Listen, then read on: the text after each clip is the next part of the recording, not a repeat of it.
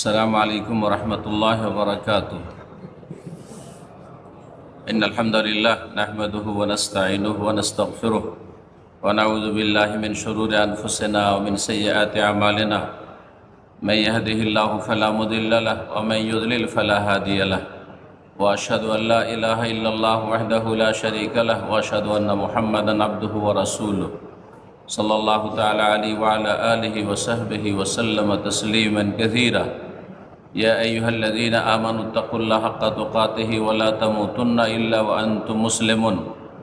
يا أيها الناس اتقوا ربكم الذي خلقكم من نفس واحدة وخلق منها زوجها وبث منهما رجالا كثيرا ونساء واتقوا الله الذي تساءلون به والأرحام إن الله كان عليكم رقيبا. يا أيها الذين آمنوا اتقوا الله وقولوا قولا سديدا يصلح لكم أعمالكم ويغفر لكم ذنوبكم ومن يطع الله ورسوله فقد فاز فوزا عظيما. أما بعد فإن خير الحديث كتاب الله وخير الهدي هدي محمد صلى الله عليه وسلم وشر الأمور محدثاتها وكل محدثة بدعة وكل بدعة ضلالة وكل ضلالة في النار. আউযু বিল্লাহি মিনাশ শাইতানির রাজীম। ওয়াসজুদ ওয়াক্তারিব। সম্মানিত দিনী ভাতৃমণ্ডলী,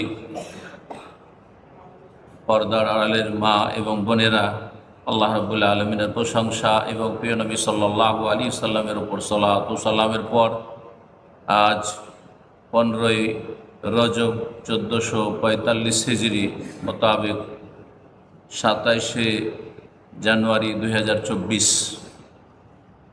এই নতুন বছরে আবার অল্প কিছু বিরতির পরে আল্লাহ রাব্বুল আলামিন বাহরাইনে দিনের দাওয়াতের উদ্দেশ্যে কিছু দিনের কথা আলোচনা করার উদ্দেশ্যে, শোনাবার উদ্দেশ্যে যে পৌঁছার তৌফিক দান করেছেন, সেই জন্য আল্লাহ শুকরিয়া আদায় করি। বলুন আলহামদুলিল্লাহ। আল্লাহ রাব্বুল আলামিন আমাকে, আপনাদেরকে, সকলকে যেন দুনিয়া আখিরাতের সার্বিক কল্যাণের জন্য কবুল করেন। বলুন আমিন।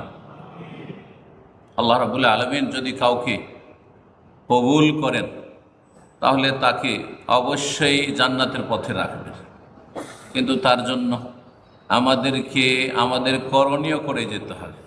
সেটা হচ্ছে যতটুকু আল্লাহ আমাদেরকে তৌফিক দিয়েছেন সৎ চেষ্টা থাকতে হবে। ওয়াল্লাযীনা জাহাদু ফীনা লানাহদিয়ান্নাহুম সুবুলানা। মহান আল্লাহ কোরআনে কারীমে ইরশাদ করেছেন, যারা আমার পথে সর্বাত্মক প্রচেষ্টা করবে। চেষ্টা লাগবে। দুনিয়ার ক্ষেত্রে চেষ্টা করি, ছোট থেকে অনেক বড় হতে পেরেছেন। অনেকে কি ছিলেন আর কি হয়েছেন ভাবতেই পারেন না, কল্পনার বাইরে। তো দুনিয়ার ক্ষেত্রে যখন এত দূর এগিয়ে যেতে পেরেছেন অথবা এত চেষ্টা করছেন, পারেন আর নাই পারেন, তাহলে দিনের ক্ষেত্রে যেটা স্থায়ী সুখের ব্যবস্থা, চিরস্থায়ী জীবনে দুনিয়াতেও আল্লাহ রাব্বুল আলামিন সন্তুষ্টির মাধ্যমে বালা মুসিবত থেকে হেফাজতে থাকবেন, আর আখিরাতেও চিরস্থায়ী জান্নাত লাভ করবেন, আযাব থেকে, জাহান্নাম থেকে বাঁচতে পারবেন। ফামান যুহজিহা আনিন নারি ওয়া উদখিলাল জান্নাতা ফাকাদ ফাজ। সফলতা হচ্ছে যাকে জাহান্নাম থেকে রক্ষা করা হইল, দূরে রাখা হইল, আর জান্নাত দেওয়া হইল, সেই হচ্ছে সফল। সেটি হচ্ছে মহা সাফল্য। ওয়াজালিকাল ফৌজুল আজিম। সেটি হচ্ছে সুস্পষ্ট সাফল্য। ওয়াজালিকাল ফৌজুল মুবিন, আল ফৌজুল কবির। কোরআনে কারীমে বিভিন্ন ভাষায় আল্লাহ রাব্বুল আলামিন জান্নাত লাভকে এবং জাহান্নামের আযাব থেকে বাঁচতে পারাকে এইভাবে ব্যক্ত করেছেন, মহা সাফল্য, বড় সাফল্য, সুস্পষ্ট সাফল্য, প্রকাশ্য সাফল্য। বিভিন্ন ভাষাগুলি আল্লাহ ব্যবহার করেছেন। আল্লাহ যেন আমাদেরকে সার্বিক জীবনে সফলতা দান করেন। চেষ্টা করলে আল্লাহ বলছেন লানাহদিয়ান্নাহুম সুবুলানা, অবশ্যই আমি আমার রাস্তা তাদেরকে দেখাবো। আল্লাহ যেন আমাদেরকে ভালো কাজের জন্য সার্বিক ক্ষেত্রে সচেষ্ট হওয়ার তৌফিক দান করে, আন্তরিকতার সাথে মেহনত পরিশ্রমের তৌফিক দান করে। অল্প সময় দু চারটি কথা বলবো, যেহেতু আজকে যেমনটা বললাম রজব মাসের 15 দিন শেষ, আর মাত্র 14 দিন বা 15 দিন রজব মাস, আর তারপরে শাবান, তার মানে 1.5 মাসের বেশি নাই। তারপরে আসছে মোবারক রমজান।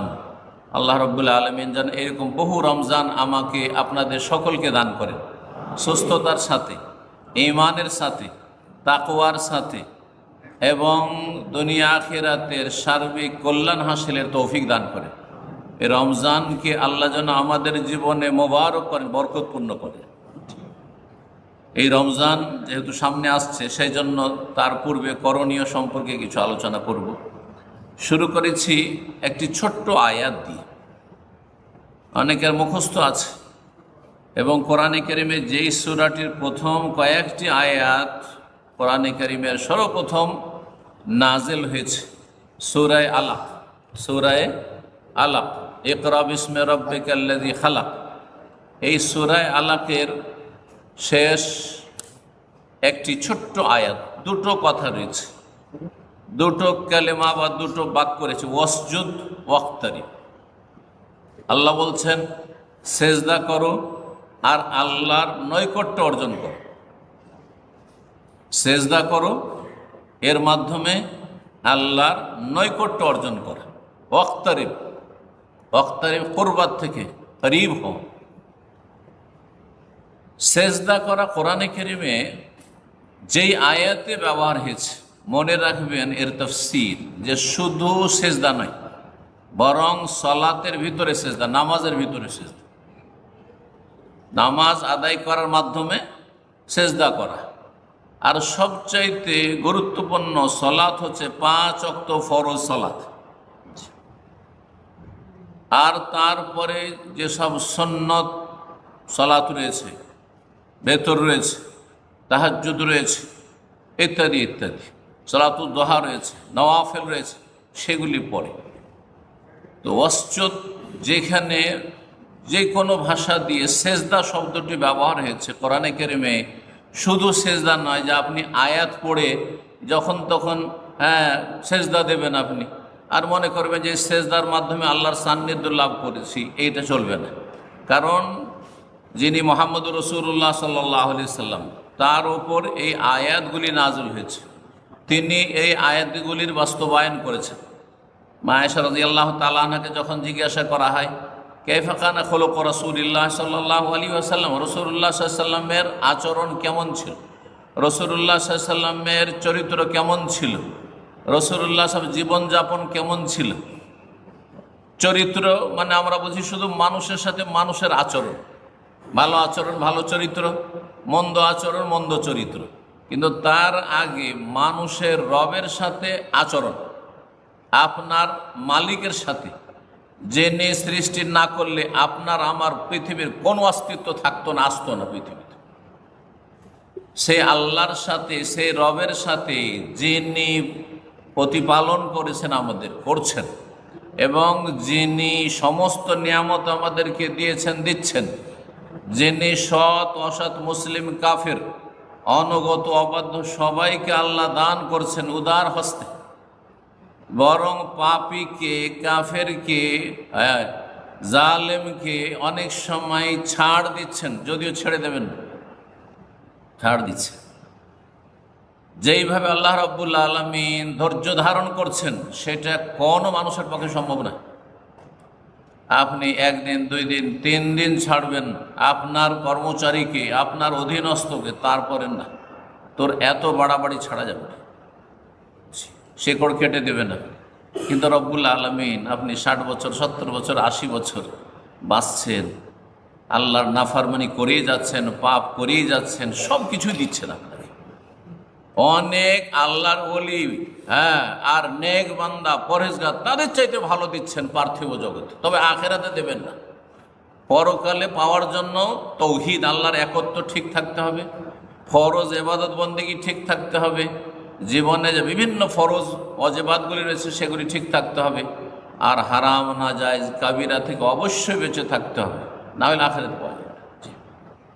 সম্মানিত ভাতৃমণ্ডলী, কোরআনে কারীমে সেজদার কথা বলা হয়েছে, সেজদা মানে সালাত। এই জন্য বললাম যে আমাদের সমাজে ভারত, বাংলাদেশ, পাকিস্তানে কিছু মুসলিম ভাইয়েরা রয়েছেন, তারা মসজিদে নামাজ পড়ে বসে আছেন, মসজিদে এখন উঠে বাড়ি বা বাসা যাবেন, একটা সিজদা দিয়ে নিলেন। এইরকম একটি কাজ করেন, কিন্তু মাগরিবের সুন্নাত পড়ার পরে তারপর একটা সিজদা দিয়ে টান দিলেন, দোয়া মোনাজাত করছেন, তারপর একটা সিজদা দিয়ে তারপর মসজিদ থেকে টান দিলেন।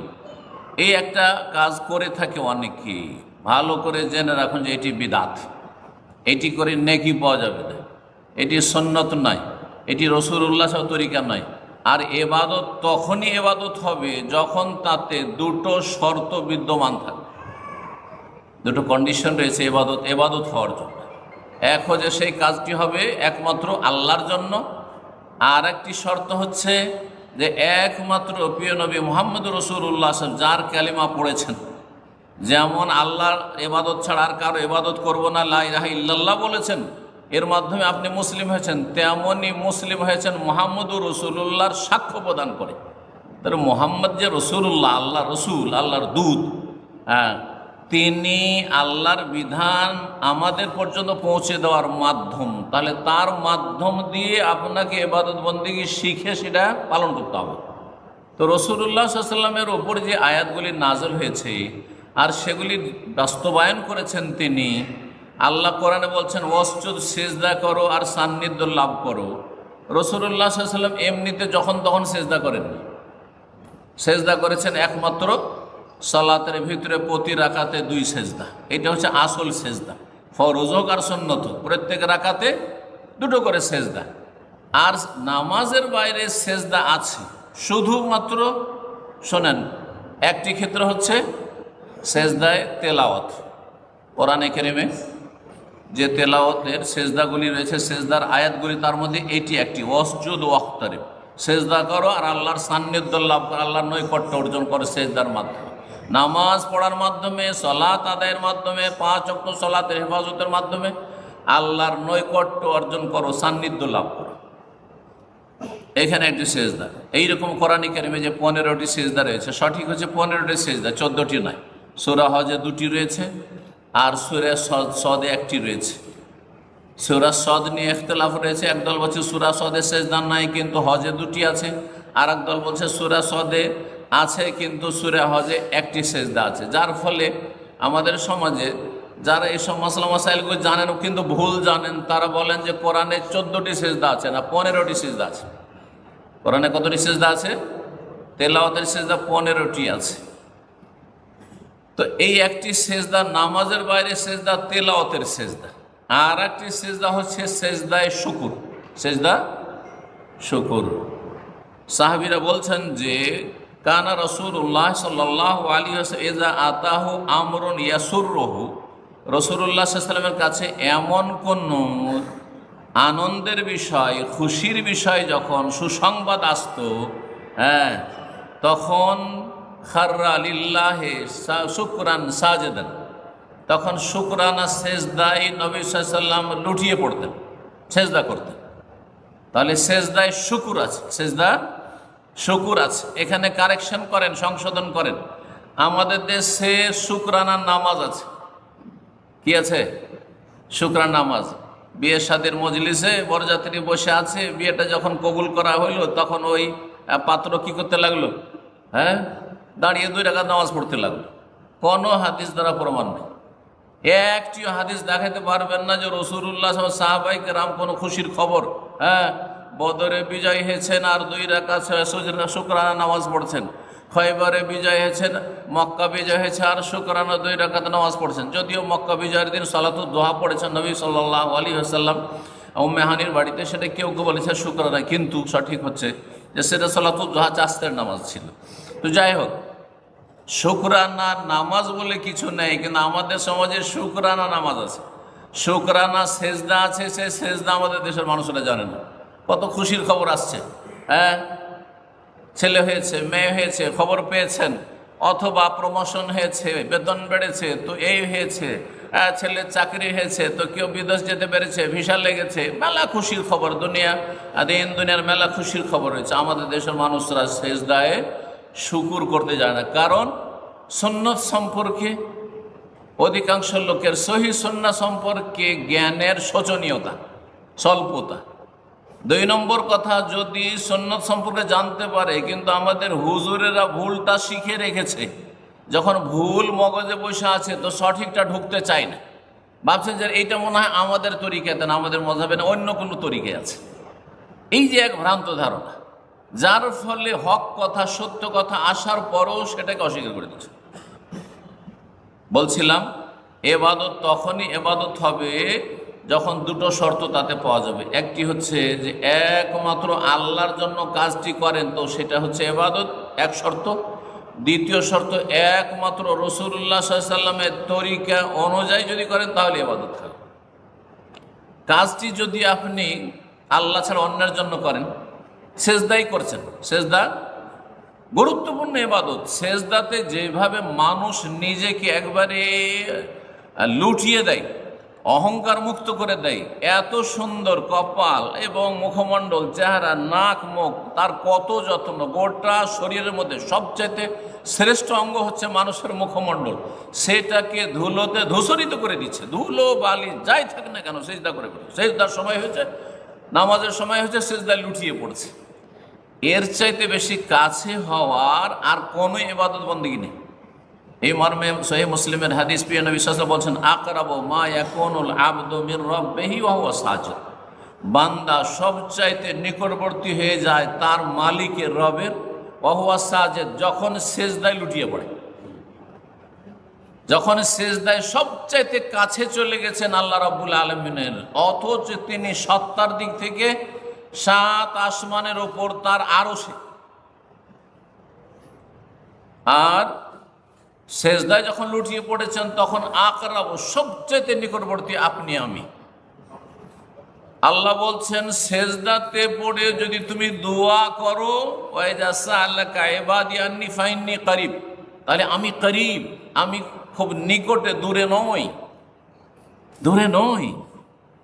ডাকে সাড়া দেওয়ার জন্য ভায়া লাগবে না, যে কোনো ভায়া ধরে ওসিলা দিয়ে আসবে, এটাও বেদাতি তরিকা।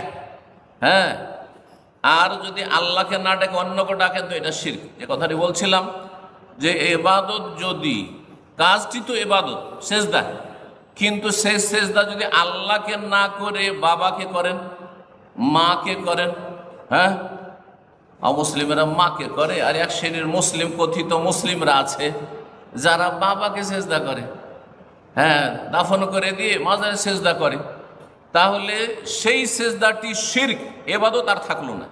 কিন্তু সেই সেজদা যদি আল্লাহকে করতেন, আল্লাহু আকবার আমি সেজদা শুকর, আল্লাহু আকবার সেজদা তেলাওয়াত, আমি নামাজের সেজদা করছি, হ্যাঁ, তাহলে সেটা হলো ইবাদত। আরেকটি আয়াত সূরা নাজমের শেষ আয়াত, সেখানেও সেজদা তেলাওয়াত রয়েছে, সেখানে আল্লাহ সেজদার কথা বলে, ফাসজুদু লিল্লাহি ওয়াবুদু, তোমরা আল্লাহকে সেজদা করো এবং আল্লাহর ইবাদত করো, আল্লাহকে সেজদা করো এবং আল্লাহর ইবাদত বন্দেগী করো। তাহলে ইবাদত শিরক হয়ে গেল যখন ওই ইবাদতটি আল্লাহ ছাড়া অন্যের জন্য করলেন বা অন্যকে তাতে শরিক করে দিলেন, আপনি শরিক করে দিলেন। জবাই করা হচ্ছে ইবাদত, জবাই করা হচ্ছে ইবাদত। যখন বিসমিল্লাহ বলে জবাই করলেন আর কোরবানি জবাই করলেন আল্লাহর জন্য, তখন সেটি হচ্ছে ইবাদত আর রাসূল সাল্লাল্লাহু আলাইহি ওয়াসাল্লামের তরিকে, তখন ইবাদত। কিন্তু সেই জবাইটি যদি কোনো আস্তানাতে গিয়ে করেন, ওরসে গিয়ে জবাই করছেন, তখন সেই জবাইটি শিরক হয়ে গেল এবং সেই পশুটি খাওয়া হারাম হয়ে গেল, যতই বিসমিল্লাহ পড়েন না কেন আপনি। তাহলে দেখা গেল যে প্রথম শর্ত না থাকলে ইবাদত শিরকে পরিণত হয়। আকীদার বিষয়, এটা আগে ঠিক করতে হবে। কাজ ওইটাই, আমিও সেজদা করছি, আপনিও সেজদা করছেন, দেখতে একই রকম। একজন আল্লাহকে সেজদা করছে, একজন মৃতকে সেজদা করছে, না হয় প্রতিমা সামনে নিয়ে সেজদা করছে। একজন মুশরিক, একজন মুওয়াহিদ, একজন জান্নাতি, আরেকজন জাহান্নামী। সুবহানাল্লাহ, চিন্তা করুন। দ্বিতীয় শর্ত একটু বুঝুন, এবাদত এবাদত হওয়ার জন্য কাজ আপনি ভালো নিয়তে করছেন এবং আল্লাহর জন্যই করছেন, কিন্তু কাজটা রাসূলুল্লাহ সাল্লাল্লাহু আলাইহি ওয়াসাল্লামের তরিকায় হলো না, রাসূলুল্লাহ সাল্লাল্লাহু আলাইহি ওয়াসাল্লামের তরিকায় হলো না। আপনি ঈদ, ঈদ তো ইসলামে আছে, আছে না নাই? কিন্তু ইসলামে কয়টি ঈদ আছে? দুটি ঈদ আছে, ঈদুল ফিতর আর ঈদুল আজহা। আপনি বলছেন যে আমি আর একটা ঈদ করছি, আর সেই ঈদটি আমি বড় নেকির আশাই করছি, আর আল্লাহ সন্তুষ্টির জন্য করছি, জান্নাত পাওয়ার জন্য করছি, আল্লাহর কাছে কিছু পাবো সেই জন্য করছি। কথা বোঝা গেছে? তাহলে দেখেন, নিয়তটাও ঠিক আছে, সৎ নিয়ত নিয়ে করছেন, আল্লাহর কাছে সন্তুষ্টি চান, কারো কাছে আর চান না। হ্যাঁ, সব কিছু ঠিক আছে, একটি জায়গায় গোলমাল, সেটা হচ্ছে নবীর তরিকার ঈদ না। নবী সাল্লাল্লাহু আলাইহি ওয়াসাল্লাম দুটো ঈদ দিয়েছেন, ঈদানে দুই ঈদ দিয়েছেন, ঈদুল ফিতর, ঈদুল আজহা। আর আপনি তৃতীয় ঈদ করছেন, সেটা এই দুই ঈদের চাইতে বেশি সওয়াবের কাজ মনে করছেন, সেটার নাম হচ্ছে ঈদে মিলাদুন নবী। কথা বুঝতে পেরেছেন? তাহলে কাজটির নাম কি হয়ে গেল? যদিও আল্লাহর জন্য, যদিও জান্নাত পাওয়ার জন্য, যদিও নেকির আশায়, কিন্তু নবীর তরিকায় না হওয়ার কারণে সেটি না বেদাত হয়ে গেল। কুল্লু বিদাতিন দালালা ওয়া কুল্লু দালালাতিন ফিন্নার। প্রত্যেক ধর্মীয় নতুন কাজ যা রাসূলুল্লাহ সব করেননি, করতে বলেননি, খোলাফায়ে রাশেদিন করেননি, সাহাবারা সেটাকে ধর্ম হিসাবে জানতেন না, আর আপনারা সেটাকে ধর্মকর্ম মনে করছেন, সেটি হচ্ছে বিদাত। কুল্লু সব আল্লাহ বলেছেন। সুতরাং ওই দেশীয় কিছু মোল্লা আছে ভাই, বিদাত হচ্ছে দুই রকম, কিন্তু বেদাতে হাসানা মানে ভালো বিদাতও আছে, আর বিদাতে সাইয়্যা মানে মন্দ বিদাত। মন্দ বিদাত করিয়েন না, ভালো বিদাতগুলো করিয়েন। আর যে যে বেদাতগুলি করে, যেই গ্রুপ, যেই ফিরকা, যেই বেদাতগুলি করে, সেগুলি তাদের কাছে হাসানা, ভালো। সুতরাং আমাদের সমাজে সব বিদাত চলতে আছে, সমস্ত বিদাত চলতে আছে। তাহলে এই ধর্ম, যেই ধর্মে বেদাতকে দুই ভাগে ভাগ করা হয়েছে, এটা মানুষের তৈরি করা ধর্ম। আর রাসূলুল্লাহ সাল্লাল্লাহু আলাইহি ওয়াসাল্লামের নিয়ে আসা দ্বীন ইসলাম, সেটি হচ্ছে কুল্লু বিদাতিন দালাল। প্রত্যেক বেদাত হচ্ছে গুমরাহি। কুল্লু মুহদাসাতিন বিদাত, প্রত্যেক নতুন কাজই হচ্ছে বিদাত। আর কুল্লু বিদাতিন দালাল, প্রত্যেক বিদাত হচ্ছে গুমরাহি, মানে রাস্তা হারিয়ে ফেলা জান্নাতের। জান্নাতের রাস্তা হারিয়ে দিল। যাচ্ছেন একটা টার্গেটে, অমুক শহরে যাবো, যেতে যেতে রাস্তা হারিয়ে ফেললেন। আমাদের টার্গেটই হচ্ছে জান্নাতে যাব, সবাই জান্নাতে যেতে চায়, কিন্তু রাস্তা হারিয়ে ফেললেন বেদাত করার কারণে। যার ফলে যখন রাস্তা জান্নাতে হারিয়ে গেল, তো যাবেন কোথায়? জাহান্নামে যেতে হবে, এতে কোনো সন্দেহ নেই। এই জন্য শেষ বাক্যটি শোনান নাসাইত কুল্লু দালালাতিন ফিন্নার। আর প্রত্যেকটা গুমরাহি, রাস্তা হারিয়ে দেওয়ার পরিণাম হচ্ছে জান্নাত। জান্নাতে রাস্তা হারিয়ে ফেলেছেন, তার মানে আপনার গন্তব্যস্থল হচ্ছে জাহান্নাম। আল্লাহ যেন বুঝার তৌফিক দান করেন। তাহলে আমাদেরকে আল্লাহ যে নির্দেশ দিয়েছেন, ফাসজুদু লিল্লাহি ওয়াবুদু, আল্লাহকে সিজদা করো, আল্লাহর ইবাদত বন্দি করো। ওমা খালাকতুল জিন্না ওয়াল ইনসা ইল্লা লিয়াবুদুন, মানুষ এবং জিনকে আমি একমাত্র আমার ইবাদতের জন্য সৃষ্টি করেছি। আল্লাহ রাব্বুল আলামিন বলেছেন ওয়াসজুদ ওয়াক্তারিব, সিজদা করো আর আল্লাহর নৈকট্য অর্জন করো। কে কত বেশি আল্লাহর কাছাকাছি হতে পারে? আল্লাহ রাব্বুল আলামিন সূরা ইসরাতে একটি আয়াতে বলছেন ওই সব মাজার পূজারীদের সম্পর্কে, যারা আল্লাহ ছাড়া অন্যকে ডাকে, ওই মৃতকে দাফন করে, কবর পাকা করে, চাদর চড়িয়ে আর ফুল চড়িয়ে তাদেরকে ডাকে, সুফিদের কবরে গিয়ে ধর্ণা দেয় যারা, তাদের সম্পর্কে আল্লাহ বলছেন যে শোনো, যাদেরকে ওলি আউলিয়া মনে করছে এরাই দিতে পারে, আরে শোনো, উলাইকাল্লাযিনা ইয়াদউন, এই যেসব আল্লাহর নেক বান্দারা যুগে যুগে মারা গেছে, দুনিয়া থেকে চলে গেছে, প্রথম কথা তাদেরকে তোমরা বলছো সব জীবিত, মরেইনি। আল্লাহ বলছেন মৃত, কুল্লু নাফসিন যায়কাতুল মউত, সবাই মারা যাবে। কুল্লু শাইইন হালিকুন, সব কিছু ধ্বংসশীল, তো মরেইনি। এটাই ভ্রান্ত ধারণা, কোরআন বিরোধী বিশ্বাস, কোরআনের বিরোধী আপনি। আর তারপরে আল্লাহ বলছেন যাদেরকে তোমরা ডাকছো যে বাবা মদত করো, বাবা রক্ষা করো, বাবা আমাকে উদ্ধার করো, বাবা আমাকে ছেলে দাও, বাবা আমাকে রোগ ভালো করো, উলাইকাল্লাযিনা ইয়াদউন ইয়াবতাগুনা ইলা রাব্বিহিমিল ওয়াসিলা, তারাও আল্লাহর কাছে সান্নিধ্য লাভ করার জন্য চেষ্টার তলাশ আছে। ইয়াবতাগুন, তারা তলাশ করছে, ইলা রাব্বিহিম, তাদের রবের কাছে পৌঁছার জন্য, নৈকট্য অর্জনের জন্য। আল কুরবা, ওয়াসিলা মানে আল কুরবা, আল্লাহর নৈকট্য অর্জনের জন্য তারা পন্থা তলাশ করছে যে আমরা কি করে আল্লাহর কাছাকাছি হব। তাহলে আমাদের সবার উদ্দেশ্য, তাকে নবী রসুল বলেন, আম্বিয়া রসুলগণ হোক, মুহাম্মদ সাল্লাল্লাহু আলাইহি ওয়াসাল্লাম হন, আর নূহ আলাইহিস সালামই হন, আর আল্লাহর নেক বান্দা ইমাম আবু হানিফা, শাফি, মালিক রাহিমাহুমুল্লাহ আর সাহাবায়ে কেরামগণ, তাবেঈন হন, আর যে কোনো ব্যক্তি হোক না কেন, যারা আল্লাহর নেক বান্দা তারা সবাই একই পথের পথিক। সেটা হচ্ছে ইয়াবতাগুনা ইলা রাব্বিহিমিল ওয়াসিলা, তারা আল্লাহর নৈকট্য অর্জন করাতে দুনিয়াতে ব্যস্ত ছিল, কর্মজগতে। ইয়াবতাগুনা ইলা রাব্বিহিমিল ওয়াসিলা আইয়ুহুম আকরাব, কে কত আগে যেতে পারে, কে কত কাছে যেতে পারে আল্লাহ। ওয়া ইয়ারজুনা রাহমাতাহু, আল্লাহর রহমতের সবাই আশাবাদী। ওয়া ইয়াখাফুনা আযাবাহু, আল্লাহর আযাবকে সবাই তারা ভয় করে। সুবহানাল্লাহ, আয়াতটা নিয়ে একটু চিন্তা করুন তো দেখি। যেমন আপনারা আল্লাহর আযাবকে ভয় করছেন, সাধারণ মানুষ যারা বিভিন্ন পাপও করে নিচ্ছেন, হয়তো অনেক সময় আল্লাহর ভয় যখন ধরছে তখন তওবা করে ফিরে আসছেন, সংশোধন করছেন, কিছু নেক আমল করছেন, সাদকা খেরাত করছেন, নিজের কাফফারা করার চেষ্টা করছেন। আমরা চেষ্টা করছি আপন আপন জায়গা থেকে।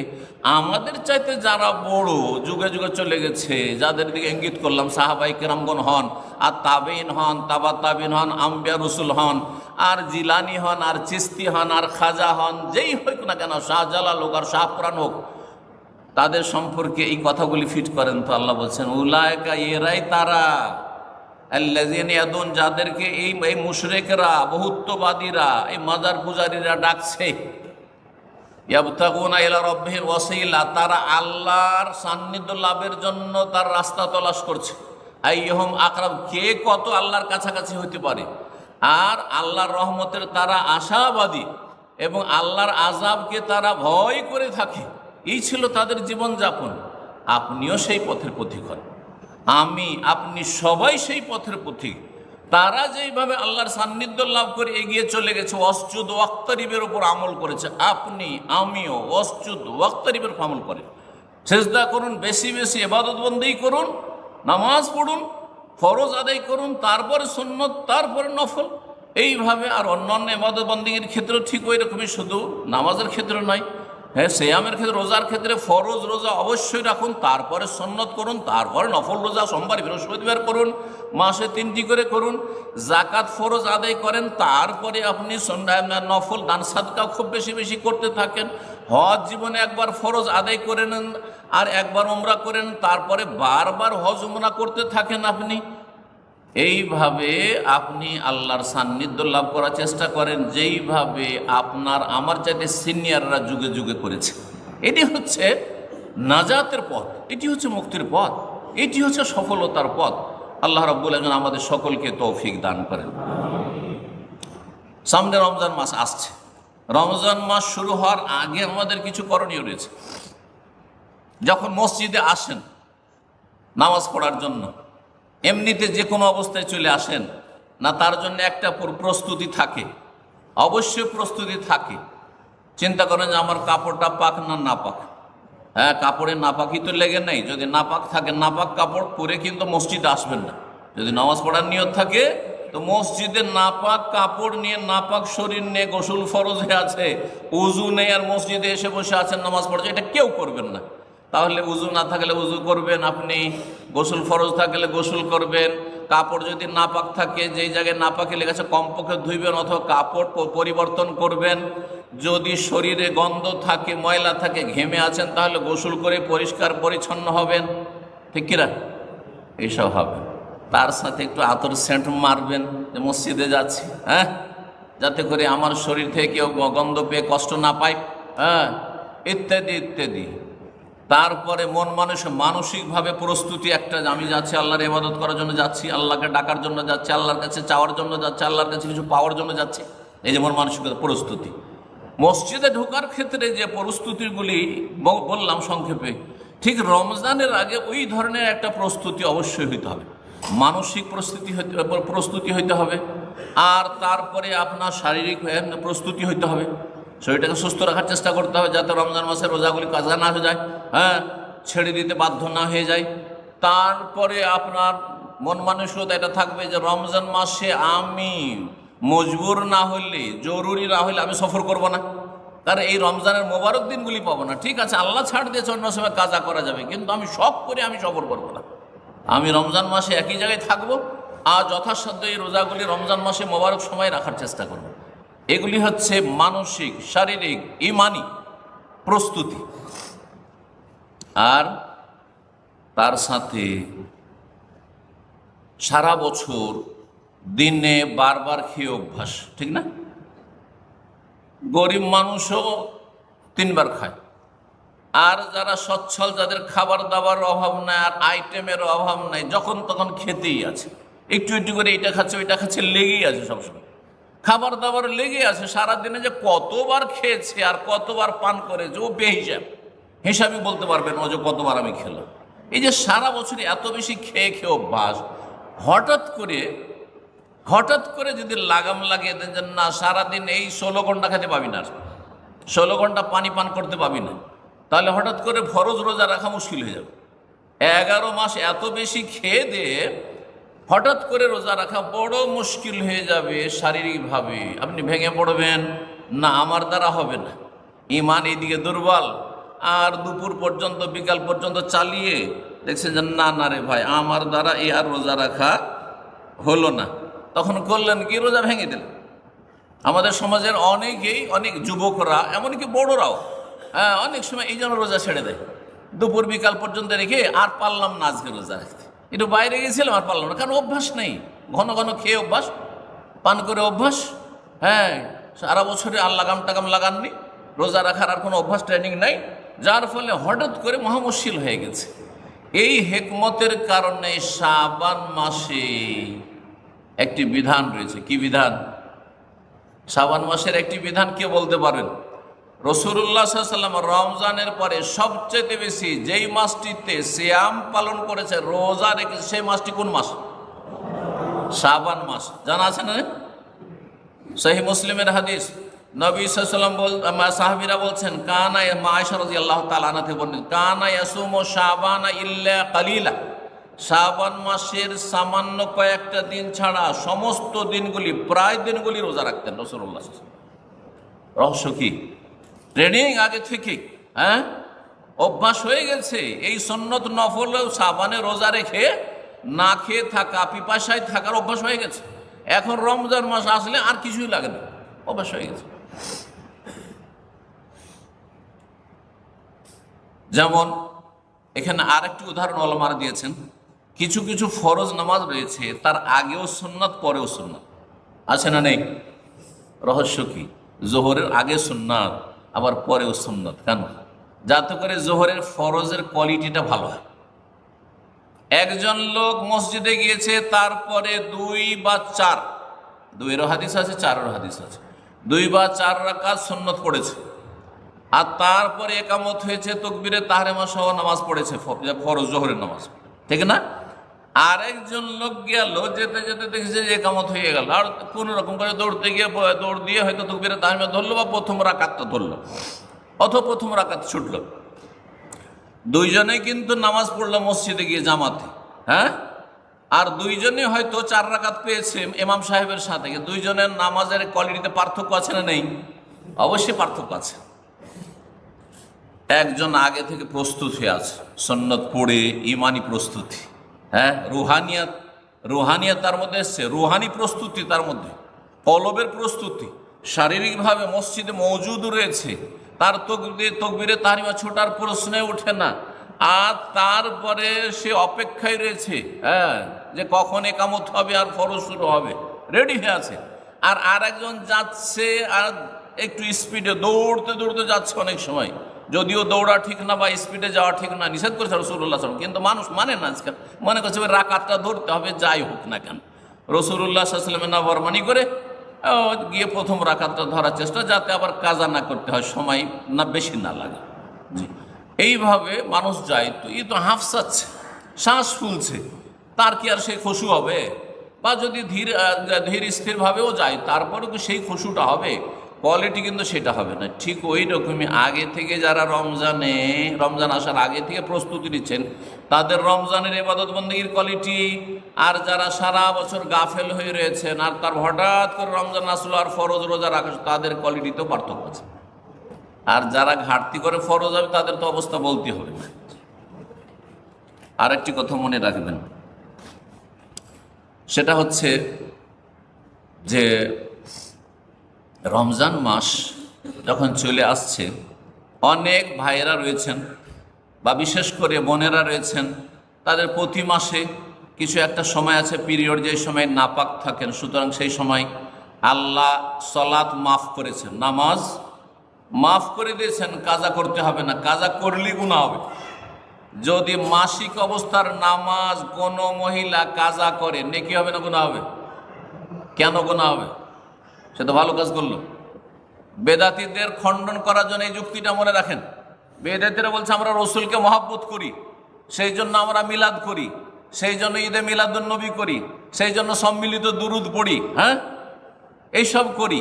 তো এতে কেন আমাদেরকে আল্লাহ জাহান্নামে দেবেন? এতে কেন আমরা গোমরাহ হব? আর এতে কেন গুনাহ হবে? তাদেরকে বলেন, হ্যাঁ এই বিষয়টি বলেন যে মাসিক অবস্থায় নামাজ কাজা হয়েছে, ওর তো নেকি কমে গেছে।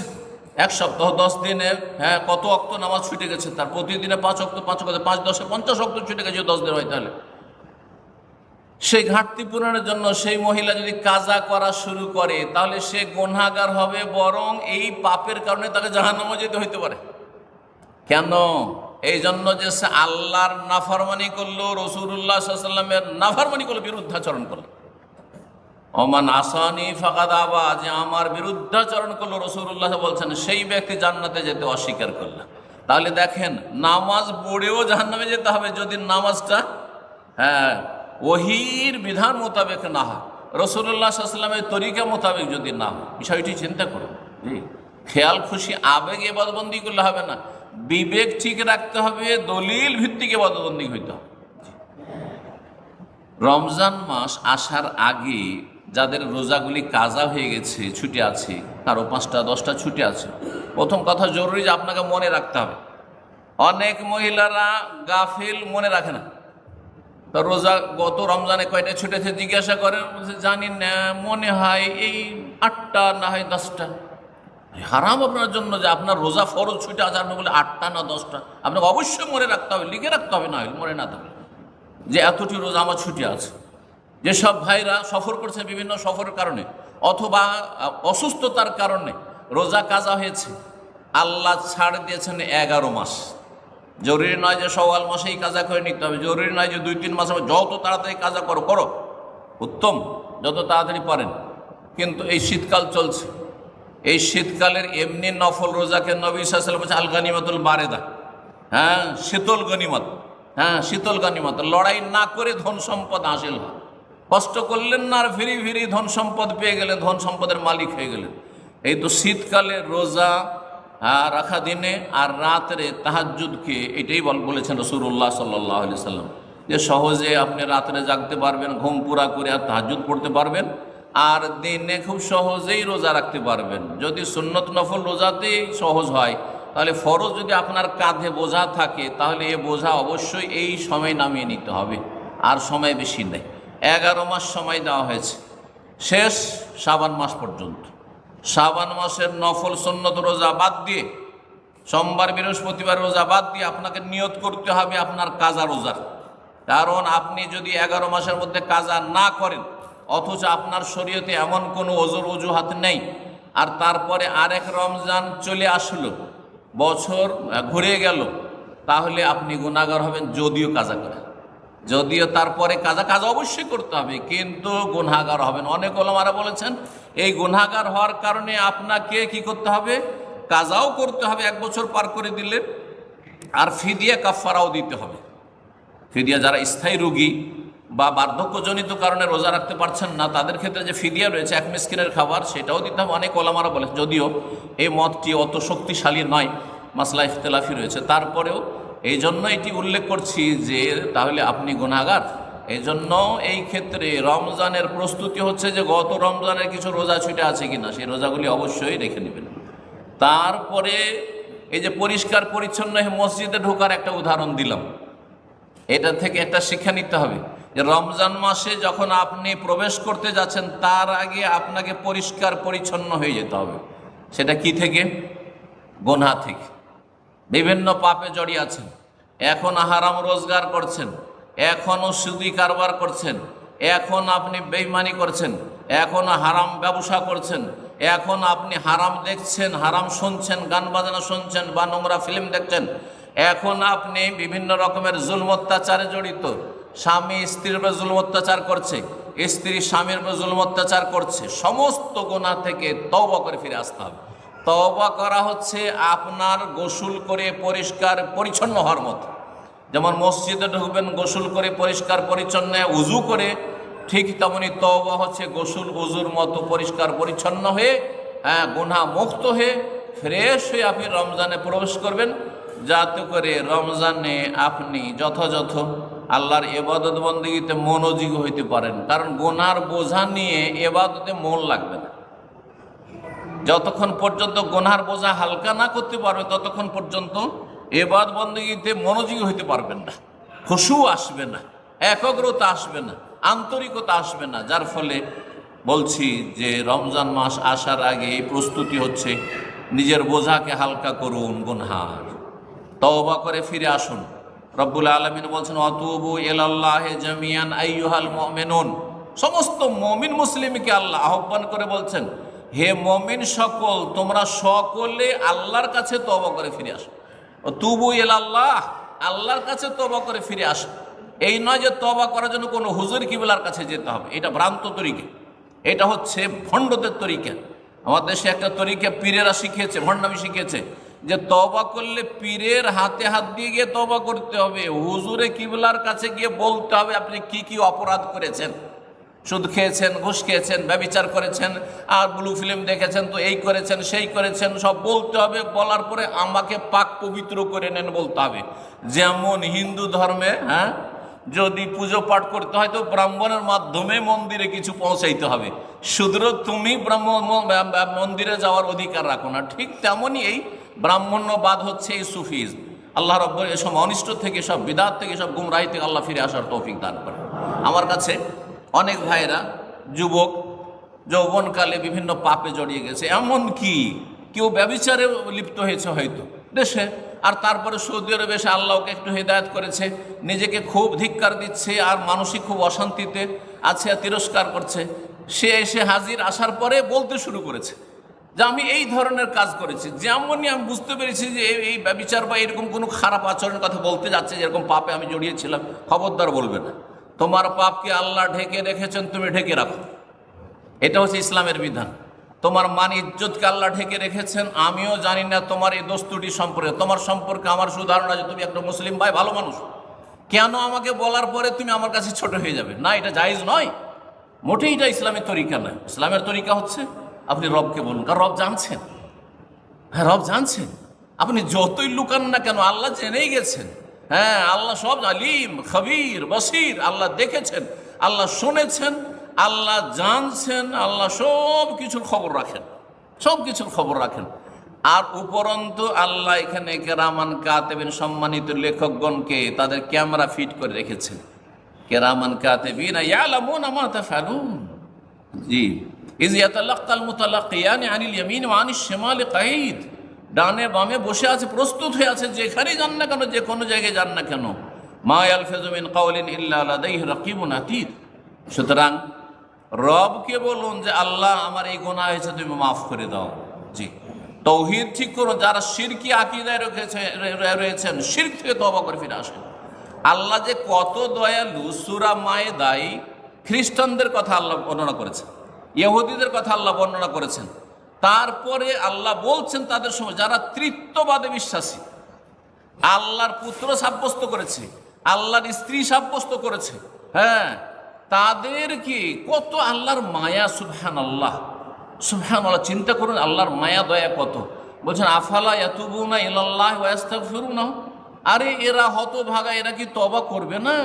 এরা তওবা করে ফিরে আসতে পারছে না, যেন আক্ষেপ। আর এইটি রাসূলুল্লাহ সাল্লাল্লাহু আলাইহি ওয়াসাল্লামের বৈশিষ্ট্য ছিল। রাসূলুল্লাহ সাল্লাল্লাহু আলাইহি ওয়াসাল্লাম কাউকে দিনের কথা বলছেন, হেদায়েতের কথা বলছেন, যদি না গ্রহণ করত তো মনে হয়তো যে তিনি হার্ট ফেল করে দেবেন। আল্লাহ কয়েক জায়গায় কোরআনে কারিমে রাসূলকে সান্ত্বনা দিচ্ছেন, লাআল্লাকা বাখিউন নাফসাকা, সূরা কাহফ আল্লাহ বলছেন, লাআল্লাকা বাখিউন নাফসাকা, হে নবী মনে হচ্ছে তুমি আত্মহত্যা করে দিবে, তুমি মনে হচ্ছে তোমার হার্ট অ্যাটাক হয়ে যাবে, বাখিউন নিজেকে ধ্বংস করে ফেলবে। ইনলাম ইউমিনু বিহাযাল হাদিস আসাফা আল্লাহ ইয়াকুনু মুমিনিন। অন্য আয়াত রয়েছে সূরা শুরাতে, যে এরা ঈমান নিয়ে আসলো না, কাফের হয়ে গেল, তাতে তোমার কেন এত পেরেশানি, তোমার কেন পেরেশানি বেড়ে গেল? আর আমরা চট করে আশেপাশের আত্মীয়, প্রতিবেশী, হিতাকাঙ্ক্ষী অথবা পাশাপাশি কত যুগ যুগ ধরে বসবাস করছি মুসলিম ভাই, জন্মসূত্রে মুসলিম, বিভিন্ন পাপে জড়িয়ে আছে, যদি তাদের পাপ সম্পর্কে জানি, মায়া দয়া কোথায়? যা আদা খাবি স্বাদ পাবি, জাহান্নামে যা। ও জাহান্নামে গেল তো আমার কি হইল? এটা চরিত্র, ইসলামের চরিত্র নয়, এটি আল্লাহর শিক্ষা, আল্লাহর সিফাতও নয়, আর এটি রাসূলুল্লাহ সাল্লাল্লাহু আলাইহি ওয়াসাল্লামেরও চরিত্র নয়। সুতরাং আমাদেরকে লাকাদ কানা লাকুম ফি রাসূলিল্লাহি উসওয়াতুন হাসানা, রাসূলুল্লাহ সাল্লাল্লাহু আলাইহি ওয়াসাল্লামের আদর্শের অনুসারী হইতে হবে। আল্লাহ রাব্বুল আলামিন তৌফিক দান করেন। রমজান মাসে যেসব নেক আমলগুলি করবেন, তার মধ্যে সবচেয়ে বড় রমজান মাসের সাথে খাস আমল হচ্ছে রমজান মাসের ফরজ সিয়াম। সবচেয়ে গুরুত্বপূর্ণ ইবাদত রমজান মাসে, তার চেয়ে গুরুত্বপূর্ণ সালাত, 5 ওয়াক্ত নামাজ। কিন্তু সেটা শুধু রমজান মাসে নাই যে রোজা রাখছি সুতরাং নামাজ পড়ি, আবার রমজানের আগেও নেই পরে নেই, না না না, এটা নয়। হ্যাঁ, ইমাম আহমদ রাহিমাহুল্লাহ থেকে বর্ণনা রয়েছে, তিনি বলছেন বেসাল কওম কওমুন লা ইয়ারিফুন আল্লাহ ইল্লা ফি রমাদান, সবচাইতে খারাপ সম্প্রদায় তারা যারা আল্লাহকে শুধু সিজনাল চিনে, রমজান মাসে শুধু চিনে। 1 মাস আল্লাহর সাথে সম্পর্ক আর 11 মাস শয়তানের সাথে সম্পর্ক। এরা বেসাল কওম, এরা খুব খারাপ মানুষ। হ্যাঁ, এরা নিকৃষ্ট সমাজের মানুষ। তো এই বদচরিত্রের এইরকম খারাপ হবেন না, 11 মাস শয়তানের গোলামি করবেন আর 1 মাস শুধু আল্লাহর গোলামি করতে চাইবেন, এমন নয়। ফিরে আসুন, ভালোভাবে অন্তরের সাথে ফিরে আসুন, আর ইখলাসের সাথে ফিরে আসুন, নিষ্ঠার সাথে ফিরে আসুন। যা হয়েছে হয়েছে, তওবা করে ফিরে আসেন। ইন্নাল্লাহা ইয়াগফিরু যুনুবা, যদি আপনি খালিস অন্তর থেকে ফিরে আসতে পারেন, আল্লাহ বলছেন লা তাকনাতু মির রাহমাতিল্লাহ, আল্লাহর রহমত থেকে নিরাশ হইও না। আরে পেরেশান কেন?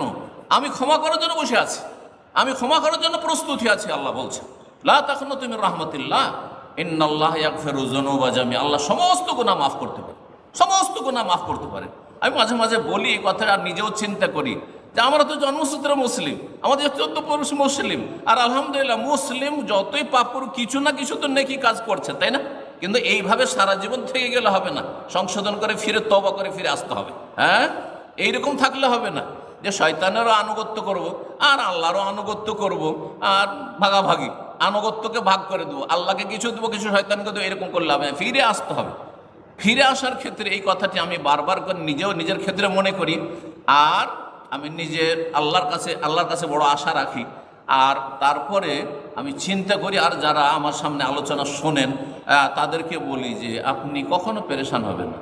আল্লাহ যদি আবু সুফিয়ানকে মাফ করতে পারেন, আল্লাহ যদি খালেদ বিন ওয়ালিদকে মাফ করতে পারেন, আল্লাহ যদি হিন্দাকে মাফ করতে পারেন, তাদের ইতিহাস আপনি সিরাত পড়ে দেখুন, যে হিন্দা, হ্যাঁ, রাসূলুল্লাহ সাল্লাল্লাহু আলাইহি ওয়াসাল্লামের প্রিয় চাচা হামজা, ইসলামের আসাদুল্লাহ সিংহ ওমর এবং হামজা, জি সাহাবায়ে কেরাম বলছেন যে এই 2 জন ইসলাম গ্রহণ করার পরে আমরা প্রকাশ্য মক্কাতে ইসলাম প্রকাশ করতে পেরেছি, ইসলামের কথা বলতে পেরেছি, আর আমরা কাবার চত্বরে এসে সালাত আদায় করতে পেরেছি। তার আগে আমাদের সাহস ছিল না, লুকিয়ে লুকিয়ে ইসলামের দাওয়াত, লুকিয়ে লুকিয়ে আমরা নামাজ পড়তাম দারুল আরকামে, বের হয়ে বলার ক্ষমতা ছিল না যে আমি মুসলমান হয়ে গেছি।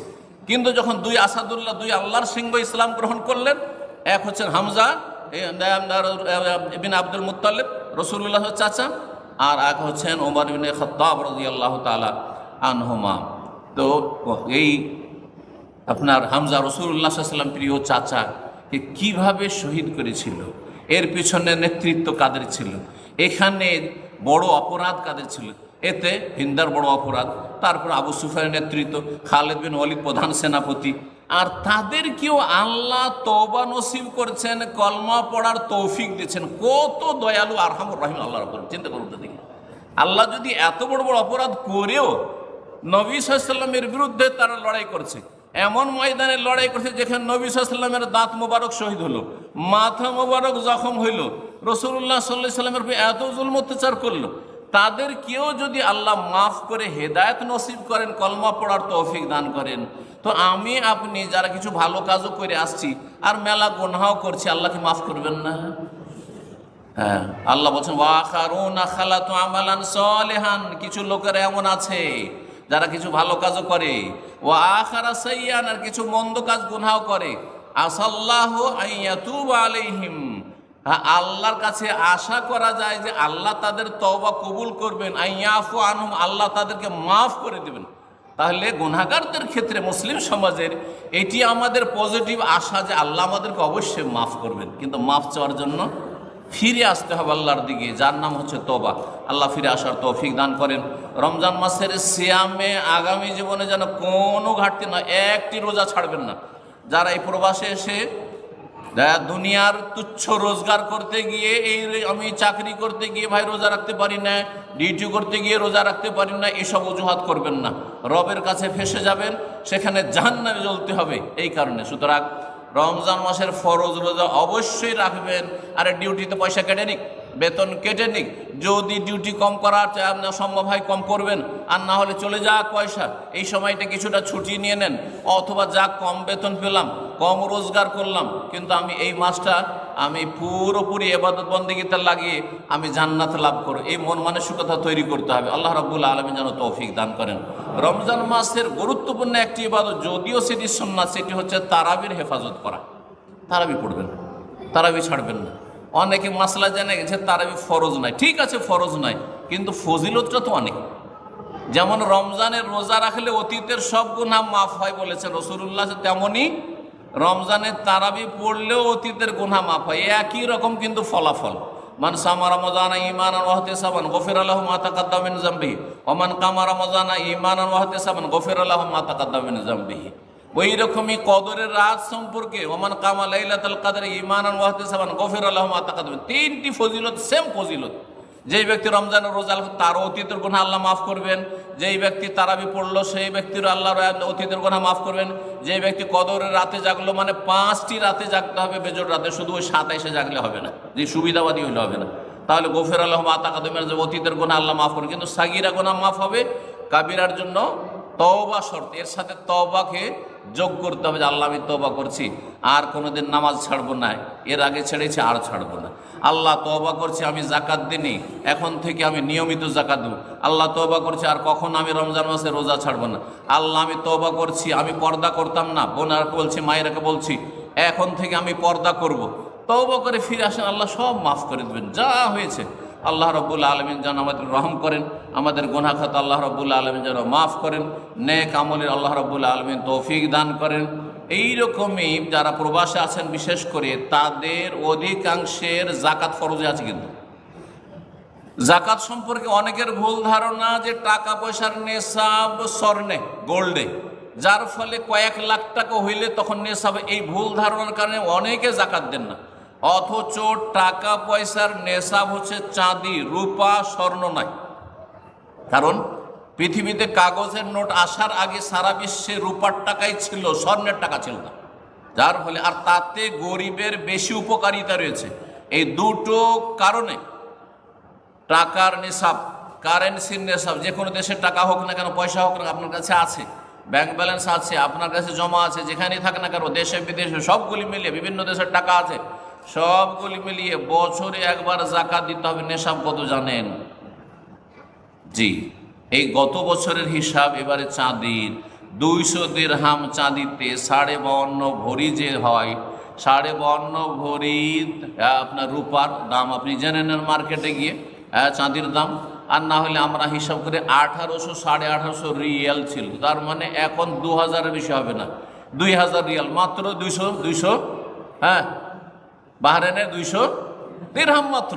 তাহলে 200টা দিরহাম যদি 1 বছর ধরে আপনার কাছে থাকে, বা এর সমপরিমাণ আপনাকে, দেশে কিছু টাকা আছে, এখানে কিছু আছে, আর এর চাইতে নিচে যায়নি, তাহলে আপনি সাহেবে নেশাব, নেশাওয়ালা মানুষ। আর তারপরে যত টাকা আছে পুরো টাকায় বছরে একবার জাকাত দিতে হবে। জাকাতের গুরুত্ব রমজানে রোজার চাইতে বেশি, ভালো করে মনে রাখেন। যদিও জাকাত সচ্ছলদের ওপর, আর রোজা সবার, আমির গরিব সবার ফরজ। 5টি ইসলামের যে রুকন, তার 3টি আমির গরিব সবার ওপর। কালেমার শাহাদাত, তৌহিদ ঠিক থাকা, লা ইলাহা ইল্লাল্লাহ মুহাম্মাদুর রাসূলুল্লাহ সবার জন্য ফরজ। হ্যাঁ, 5 ওয়াক্ত সালাত সবার জন্য ফরজ, যাদের জন্য ফরজ, হ্যাঁ, যেসব ফরজের শর্ত রয়েছে, সাবালক হয়েছে, হ্যাঁ, নর নারী, সচ্ছল অসচ্ছল, আমির গরিব সবার উপরে ফরজ। রমজান মাসের রোজা আমির গরিব সবার উপরে ফরজ। কিন্তু জাকাত আর হজ এই দুটো শুধু সচ্ছল ব্যক্তির ওপর ফরজ করেছেন আল্লাহ রাব্বুল আলামিন। জাকাত কিন্তু অনেকের ফরজ হয়ে আছে, জাকাত দিচ্ছেন না, আর কাবিরা গুনাহ করে আল্লাহর সামনে হয়তো হাজির হচ্ছেন।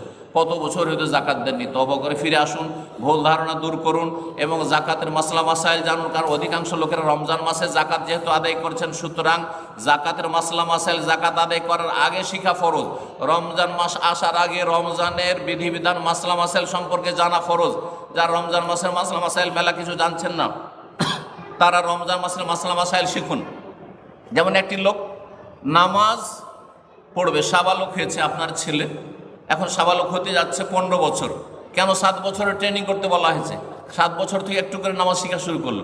এই নামাজ শিখতে গিয়ে 7 বছর থেকে 10 বছর হলো, 10 বছর হলে এখন চাপ দিয়ে নামাজ পড়াও।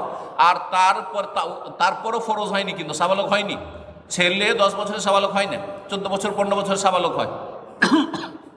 আর সাবালক না হলে নামাজ ফরজ হয় না। তারপরও চিন্তা করুন, 7 থেকে 7 7 14, প্রায় 7 থেকে 8 বছর ট্রেনিং কোর্স চলছে। এর মধ্যে আপনাকে নামাজ আপনার ছেলেকে শিখাইতে হবে, আপনার মেয়েকে নামাজ শিখাইতে হবে। নামাজ শিখা, নামাজ পড়ার আগে ফরজ, জাকাত দেওয়ার আগে জাকাতের শিক্ষা ফরজ, রমজানের রোজা রাখার আগে রোজার মাসলা মাসাইল শিখা ফরজ, হজ করার আগে হজের মাসলা মাসাইল শিখা ফরজ। প্রিয় নবী সাল্লাল্লাহু আলাইহি ওয়াসাল্লাম বলেছেন, তালাবুল ইলমি ফরিদাতুন আলা কুল্লি মুসলিম, দ্বীনের জ্ঞান অর্জন করা প্রত্যেক মুসলিমের উপর ফরজ। তিরমিজির হাদিস এবং হাদিসটি আমলযোগ্য, হাসান। আল্লাহ রাব্বুল আলামিন যেন আমাদেরকে জীবনের প্রতিটি ক্ষেত্রে ফরজ ওয়াজিব আদায় করার তৌফিক দান করেন, হারাম নাজায়েজ থেকে বেঁচে থাকার তৌফিক দান করেন, গুনাহ খাতা আল্লাহ মাফ করেন, যা কিছু অতীত হয়েছে ভুলভ্রান্তি আল্লাহ যেন মাফ করে দেন, আকীদা আমলের সংশোধনের তৌফিক দান করেন, আকীদা আমল পরিশুদ্ধ করে পুরোপুরি ফরজ ইবাদত বন্দেগীর হেফাজতের তৌফিক দান করেন, 5 ওয়াক্ত সালাত আদায়ের তৌফিক দান করেন।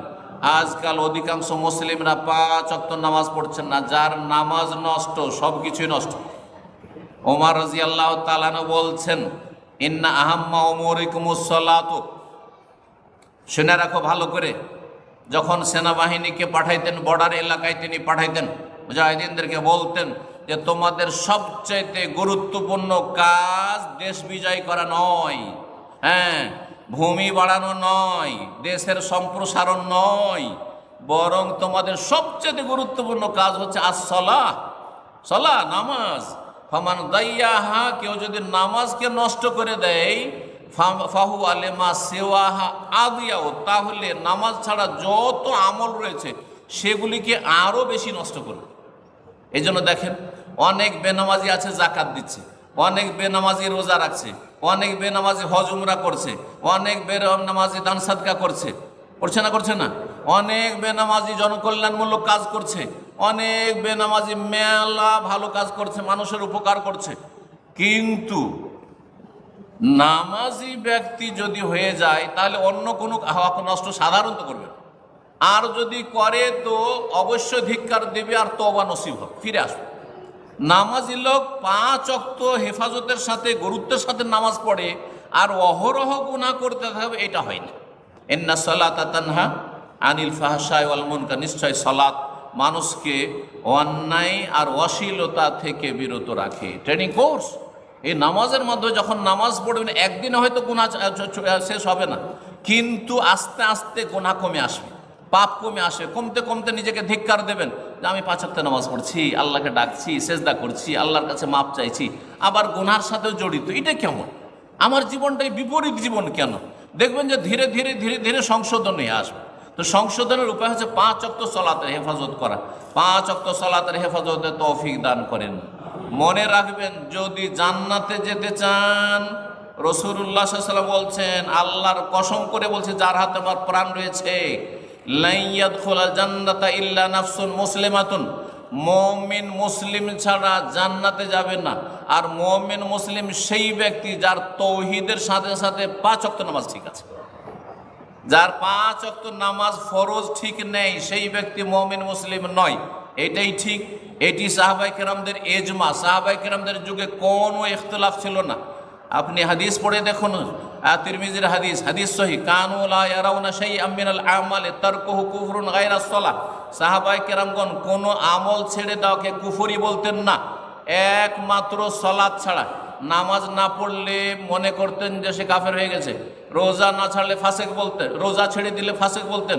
রোজা কেউ যদি না রাখে, অস্বীকার করে না কিন্তু রোজা রাখে না, ফাসেক পাপিষ্ট, কিন্তু সে কাফের নয়। জাকাত না দিলে সে কাফের না, অস্বীকার করলে কাফের, কিন্তু জাকাত না দিলে কাফের হয় না। হজ না করলে কাফের হয় না, কিন্তু হজ অস্বীকার করলে কাফের হয়। আর নামাজ অস্বীকার করা নয়, নামাজ পড়ছি, হুজুর দোয়া করিয়েন, পড়ছি, তাতেই কাফের হয়ে যায়। এক ওয়াক্ত সালাত ছাড়ে তখনকার মতো কুফরি করে দিলেন, তওবা করে ফিরে আসুন। এই গুরুত্ব বুঝার আল্লাহ তৌফিক দান করুন। দেশে রোগ হচ্ছে যে নামাজের গুরুত্ব আমাদের দেশে আলোচনা করা হয় না। নামাজ ইসলাম আর কুফরের মাঝে পার্থক্যকারী এই বিষয়টি স্পষ্ট করা হয় না, যার ফলে মনে করে পয়সাওয়ালারা আমরা পয়সা দিয়ে জান্নাত কিনে নেব।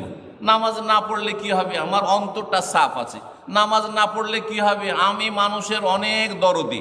নামাজ না পড়লে কি হবে, জনকল্যাণমূলক কাজ করি, আমি অনেক মানুষের উপকার করি, আর এই করি আর সেই করি। আর দেখেন বাবা মায়ের আমি কত কি করি, ভাই বোনগুলি সবগুলি মানুষ করলাম, আর বোনদের সব বিয়ে শাদী দিলাম, ভাইদেরকে সব বিদেশে নিয়ে আসলাম, যেমন তেমন নেকির কাজ করলাম, অথচ নামাজ নেই, জান্নাত পাবেন না। তাহলে আল্লাহ কিছু দেবেন না, দুনিয়াতে দেবেন, দুনিয়া দিয়ে বিদায় করে দেবেন। তোর ভাইগুলোকে মানুষ করে দিয়েছিস, তোর বোনগুলোকে মানুষ করে দিয়েছিস, আর বিয়ে শাদী করিয়ে দিয়েছিস, আর তোর বাপ মাকে খুব দেখাশোনা করেছিস, তোকে খ্যাতি দিলাম, সুনাম দিলাম, সম্মান দিলাম, সুস্থতা দিলাম, আর তোকে দুনিয়াতে মান ইজ্জত দিলাম, তোকে টাকা পয়সা দিলাম, দুনিয়াতে ধন দৌলত দিলাম, ইত্যাদি দিলাম, তোর ছেলেদেরকে সুশিক্ষিত দুনিয়ার শিক্ষিত করলাম, কিন্তু আখেরাতে কিছু দেব না, যেহেতু তোর তাওহীদ ঠিক নাই, তোর নামাজ ঠিক না। ভালো করে শুনে রাখেন। যার ফলে আমি আলোচনার শেষ দিকে চলে এসেছি। এখন আমি আলোচনাকে শেষ করতে যাচ্ছি। আবার স্মরণ করাচ্ছি, আকীদায় যেন শিরক আর বেদাত না থাকে, ইবাদত বন্দেগীতে ফরজ ওয়াজিবে যেন ঘাটতি না থাকে, কাবিরা গুনাহ যেন মুসলিম জীবনে না থাকে, বড় গুনাহ না থাকে। ভুল ভ্রান্তি হইতে পারে, যদি হয়ে যায় তাহলে সাথে সাথে ফিরে আসুন, হয়ে যায় তাহলে সাথে সাথে ফিরে আসুন। দেখেন আমি এখান থেকে সিঁড়ি দিয়ে নামছি, বা আপনারা কেউ নামছেন, চেয়ার থেকে উঠে যাবেন, হোঁচট খেয়ে পড়তে পারে, ইচ্ছা করে পড়বেন না, কিন্তু হোঁচট খেয়ে পড়ে যেতে পারেন। আর পড়ে গেলে সাথে সাথেই উঠে দাঁড়াবার চেষ্টা করবেন, পড়ে থাকবেন না। ঠিক ওই রকম মুসলিম কখনো গুনাহ করতে পারে না, কাবিরা গুনাহ। আর যদি কাবিরা গুনাহ করে দেয় তো হোঁচট খেয়ে পড়েছে, শয়তান তাকে আছাড় দিয়েছে, সাথে সাথে উঠে দাঁড়াবে, মানে তওবা করে ফিরে চলে আসবে, তওবা করে ফিরে চলে আসবে। এইরকম যদি আচরণ থাকে রবের সাথে, এইরকম যদি চরিত্র থাকে, আল্লাহর হক আদায় করেন, রসুলের হক আদায় করেন, মানুষের হক আদায় করেন, বাপ মায়ের হক আদায় করেন, স্ত্রীর হক আদায় করেন, স্বামীর হক আদায় করেন, তো ইনশাআল্লাহ তাআলা জান্নাত। বন্দের সম্পর্কে একটি হাদিস শুনিয়ে শেষ করব। রাসূলুল্লাহ সাল্লাল্লাহু আলাইহি ওয়াসাল্লাম বলছেন, আল মারআতু ইযা সাল্লাত খামসাহা, মহিলারা যদি 5 ওয়াক্ত নামাজ পড়ে, মহিলাদের দায়িত্ব অনেক কম, মহিলাদের দায়িত্ব অনেক কম, 5 ওয়াক্ত সালাত আদায় করেন টাইমে টাইম। অজুহাত নাই যে কাপড় ঠিক থাকে না, বাচ্চাটা পেশাব করে দেয়, আর কাপড় ঠিক রাখতে পারি না, কাজের ব্যস্ততায় আমি সংসারের কাজ নিয়ে নামাজ পড়ার টাইম পাইনি, জাহান্নামে যেতে হবে, সোজা কথা।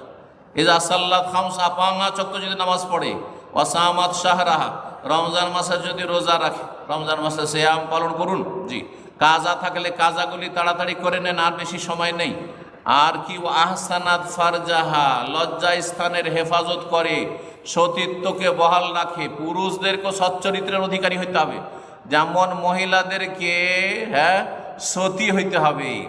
আর শুধু আমাদের দেশে একটা সেন্স আছে, হিন্দুদের এটা ধারণা যে সতী শুধু মহিলারা সতী থাকবে, আর পুরুষ যা ইচ্ছা তাই করুক। না, ইসলামে কোনো পার্থক্য নেই। যেমন আপনি চান যে আপনার স্ত্রী যেন সতী হয়, তেমনি আপনি সচ্চরিত্রের অধিকারী হবেন। আপনি লম্পট হবেন, আপনি খারাপ চরিত্রের হবেন, আর বড় আশা করে বসে আছেন আমার স্ত্রীটা বড়ই যেন পর্দানাসীন হয়, আর আমার বয়স স্ত্রী যেন বেগানা পুরুষের কোনো ধারে কাছে না গিয়ে থাকে, আর যেন খুব ভালো মানুষ হয়। এটা হয় না, কোনোদিন হয় না। আল্লাহর মায়ের অবশ্যই আছে, কামা তাদিন ও তুদান। আরবিতে একটি প্রবাদ রয়েছে, যেমন কর্ম তেমন ফল, যেমন কর্ম তেমন ফল। এটিকে আরবিতে বলা কামা তাদিন ও তুদান। নিজে ভালো হয়ে যান, তাহলে আপনি ভালো পাবেন, আপনার ছেলে মেয়েরাও ভালো হবে, আপনার স্ত্রীও ভালো হবে, আপনিও শান্তি পাবেন, আর অন্যদেরকেও শান্তিতে রাখবেন। রব্বুল আলামিন যেন তৌফিক দান করেন। তো 3 নম্বর হয়ে গেল যে লজ্জা স্থানের হেফাজত করলো, আর ও আতাত বালাহা স্বামীর আনুগত্য করবে। বাড়িতে মালিকানা মহিলা করবে না, মালিকানা স্বামী করবে। হ্যাঁ, স্ত্রী মালিকানা করবে। যেই বাড়িতে স্ত্রীর মালিকানা, সেই বাড়িতে কোনোদিন শান্তি কায়েম হবে না, কখনো শান্তি হবে না। আল্লাহ রব নেতৃত্ব দিয়েছেন পুরুষকে, নেতৃত্ব তার কাছে থাকবে, কিন্তু সেখানে তার দাম্ভিকতা থাকবে না, এখন আয়কত্ব থাকবে না। হ্যাঁ, যে আমি তোমার কোনো মূল্যায়ন করি না, কোনো পরামর্শ নেব না, তুমি কোনো কথা বলতে পারবে না, এই কথা বলার অধিকার নেই। রসুল্লাহ চরিত্র হচ্ছে পরামর্শ নেওয়া, কিন্তু সিদ্ধান্ত রসুল্লাহ সাল্লাল্লাহু আলাইহি সাল্লামের। বিবিরা পরামর্শ দিয়েছে। বিভিন্ন সিরাতের ঘটনায়, নবীর জীবনীর ঘটনায় পাওয়া যায় যে রসুল্লাহ সাল্লাল্লাহু আলাইহি সাল্লামের পরামর্শ গ্রহণ করেছেন স্ত্রীর। উম্মে সালামা রাদিয়াল্লাহু তাআলার পরামর্শ এনেছেন হুদায়বিয়ার সন্ধির সময় কোরবানি জবাই করার ক্ষেত্রে। সাহাবীরা কথা শুনছেন, আপনি কি আগে জবাই করে দেন, আপনি জবাই করে দেখেন, সবাই জবাই করবে, তাই হইল।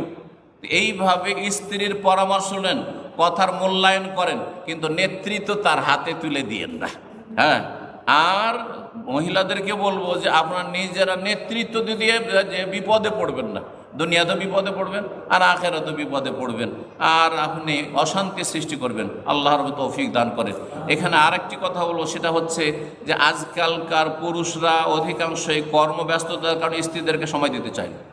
সারাদিন এত ক্লান্ত হয়ে আসে, আসার পরে খাওয়ার সময় নেই, এই তারপরে লম্বা হয়ে পড়ে গেল, 1 ঘন্টা স্ত্রীকে সময় দেন না, তাহলে সেই স্ত্রীর কাছ থেকে ভালো আচরণ কী করে আশা রাখছেন? এটি বদ অভ্যাস।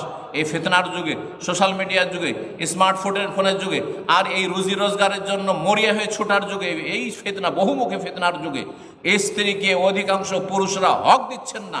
এই ক্ষেত্রে আল্লাহর কাছে ফেসে যাবেন যে দিনে 24 ঘন্টার মধ্যে রুজি রোজগারকে তুমি 12 ঘন্টা 14 ঘন্টা দিয়েছো, ডিউটি করেছো আর ব্যবসা বাণিজ্য করেছো। স্ত্রীকে 1 ঘন্টা সময় দাওনি, দুপুরেও খাওয়ার সময় নেই, সকালেও নাস্তাতে স্ত্রীর সাথে নেই, রাতেও নেই। এমন সময় আসলেন যে না কখনো না ছেলে মেয়েদেরকে সাথে পাচ্ছেন, না স্ত্রীকে খাওয়া দাওয়ার সাথে পাচ্ছেন। আরে খাওয়া দাওয়ার সময় তো আধা ঘন্টা একটু গল্প হয়ে যায়, সেটাও সুযোগ নাই। বিছানায় যেতে যেতেই হ্যাঁ নাক ডেকে ঘুম শুরু হয়ে গেল, আর চলছে না শরীর। এটা বদ আচরণ পুরুষদের। ঠিক ওই রকমই এক শ্রেণীর মহিলারা রয়েছে, স্বামী বাড়িতে আসছে, তারপরও সে স্মার্টফোন নিয়েও ব্যস্ত, ফেসবুক নিয়ে ব্যস্ত রয়েছে, ও চ্যাটিংয়ে ব্যস্ত রয়েছে। হ্যাঁ, এটা মোটেই জায়েজ নয়। যখন স্বামী বাড়িতে চলে এসেছে তখন তার জন্য স্ত্রীকে পূর্ণরূপে ফ্রি হয়ে যেতে হবে, পুরোপুরি অবসর হয়ে যেতে হবে, যে এখন একবারে প্রস্তুত। আমার স্বামীর সামনে আমি বসে থাকা হলে বসে আছি, দাঁড়িয়ে থাকার হলে দাঁড়িয়ে আছি। এই নয় যে দাঁড়িয়ে থাকতে হবে একবারে খাদেমের মতো, কিন্তু বসার মতো হইলে বসবেন। আর যদি দাঁড়িয়ে থাকার কোনো কাজের দাঁড়িয়ে থাকবেন, যা কিছু প্রয়োজন তা কিছু হাজির করবেন। দরজা এসে সাথে সাথে গিয়ে দরজা খোলার চেষ্টা করবেন, হাসি মুখে তাকে বাড়িতে আপনি সাদরে গ্রহণ করবেন। এই আচরণগুলো হওয়া উচিত। কিন্তু আজকাল অনেক হতভাগা মহিলা রয়েছে যারা করে কি, স্বামী এসেছে বাড়িতে, 1 গ্লাস পানির দরকার, যদি পানির কথা বলে যে 1 গ্লাস পানি দাও, ওই যে ওইখানে আছে নিয়ে না, এই যে ওখানে আছে নিয়ে না, দেখতে পাও না যে ওইখানে পানি আছে, দেখতে পাও না, নিয়ে না, আমি আজ কাজে ব্যস্ত আছি। আরে কিচেনে থাকলে ছেড়ে দিয়ে আসেন, চুলহা জ্বলছে তারপরে ছেড়ে দিয়ে আসেন, এটা হচ্ছে শরীয়তের বিধান। জি, সুতরাং স্বামী যদি কোনো আদেশ করে বা কোনো প্রয়োজন হয়, তাহলে স্ত্রীকে সেটা গুরুত্ব দিতে হবে। যত গুরুত্ব দেবেন, স্বামীর যত সম্মান করবেন, তত স্বামীর কাছে মান ইজ্জত পাবেন। এতে আপনার দুনিয়াতেও লাভ আছে, আরে আখেরাতে তো লাভ আছেই, কিন্তু দুনিয়াতেও লাভ আছে। ওয়াতাত বালাহা, স্বামীর যদি আনুগত্য করে, ফালতাদখুল মিন আইয়ি আবওয়াবিল জান্নাতে সাদ। রাসূলুল্লাহ বলছেন, মহিলারা 5 ওয়াক্ত নামাজ পড়ে, রমজান মাসে রোজা রাখে, ইজ্জতের সুরক্ষা করে, আর স্বামীর আনুগত্য করে, তাহলে জান্নাতের 8টি দরজার যে কোনো দরজা দিয়ে প্রবেশ করতে পারবে। কত সহজ। পুরুষদের ক্ষেত্রে এমন কথা নেই, কিন্তু কোনো হাদিস নেই যে পুরুষরা 4টি কাজ করলে জান্নাত, পুরুষরা 4টি কাজ করলে 8টা দরজা খুলে যাবে, এমন কথা নেই। আমাদের অনেক দায়িত্ব, রোজগার করতে হবে, তো এই ছেলে মেয়েকে স্কুলে মাদ্রাসায় পৌঁছাইতে হবে, তাদেরকে নিয়ে আসতে হবে, কোথায় কি করতে হবে না করতে হবে, এই সেই করতে হবে, দেশে থাকতে হবে তো বিদেশ যেতে হবে, এখানে যেতে হবে সেখানে যেতে হবে, কত কাজ। মহিলাদের কোনো দায়িত্ব নেই। আল্লাহ বলছেন, ওয়াকারনা ফি বুয়ুতিকুম, তোমরা বাড়িতে বসে থাকো, বাড়িতে বসে থাকো। বাবার ঘরে আছো অবিবাহিতা, বাবার ঘরে বসে থাকো। আর স্বামীর ঘরে গিয়েছো, ওয়াকারনা ফি বুয়ুতিকুম, বাড়িতে বসে থাকো।